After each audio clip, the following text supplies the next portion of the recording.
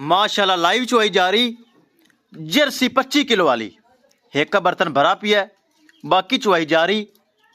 Check कर लेना है माशाल्लाह जर्सी 25 किलो वाली। बहुत दुध वाली गाय माशाल्लाह, बहुत ज्यादा दुध वाली गाय।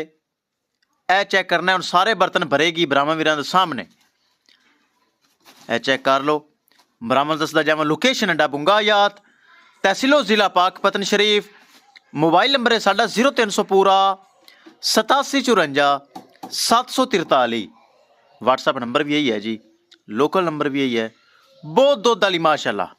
चेक करो, बर्तन तो बर्तन भरी जाती जर्सी। जर्सियां इस तरह बर्तन भरदियां। 3,80,000 रुपये डिमांड है। 3,80,000 च 19 भी प्यार होना है, ज़्यादा कोई नहीं होना। ताकि गां माशाल्लाह 25 किलो की मालक है इस टाइम।